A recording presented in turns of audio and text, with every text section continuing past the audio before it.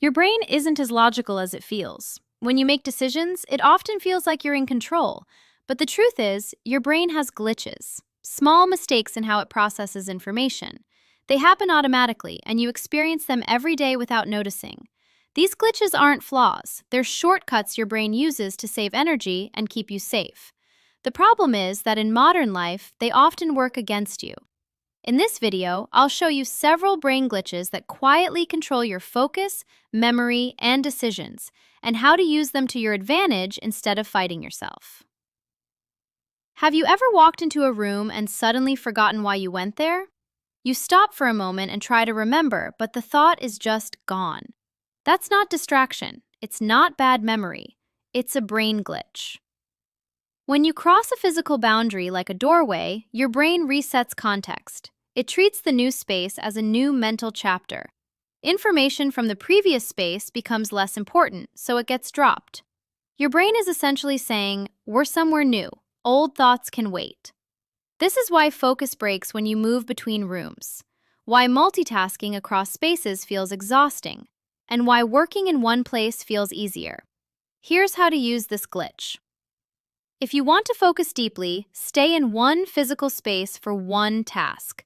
Same desk, same chair, same environment.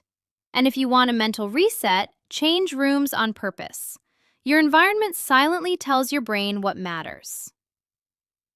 Most people also walk through life feeling watched. You replay conversations. You worry about how you looked. You assume others noticed your mistake. It feels like a spotlight is always on you. That's another brain glitch. Your brain overestimates how much other people notice you. In reality, most people are too busy thinking about themselves. They're replaying their own mistakes, worrying about their own appearance, not analyzing you. Once you understand this glitch, social fear loses power. You don't need more confidence, you need more accuracy. Most of the pressure you feel is created by your own brain. Another powerful brain glitch is how strongly your brain reacts to loss. Losing something hurts much more than gaining the same thing feels good. That's why change feels hard, even when it would clearly improve your life. Your brain focuses on what you might lose, like comfort, certainty, or routine. Staying in a bad situation can feel safer than moving toward a better one. This isn't weakness, it's protection. Here's how to use it. Instead of framing change as gaining something, frame it as avoiding loss. Your brain moves faster to protect than to improve. Most of your life also runs on default settings. Same routines, same reactions, same habits.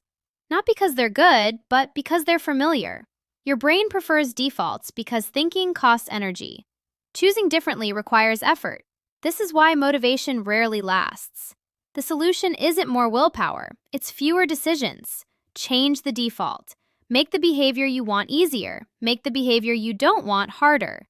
What's easiest becomes what you do automatically. Another common glitch is overthinking. Thinking feels productive. It feels like control. Your brain believes that thinking longer will lead to a better outcome. But most outcomes don't change because you thought harder. This is the illusion of control. Thinking feels safe. Action feels risky. So the brain chooses thinking, even when it leads nowhere. Clarity doesn't come from thinking more. It comes from doing something different. When thinking doesn't lead to action, it's not problem solving, it's avoidance. You don't need the perfect plan, you need the next step.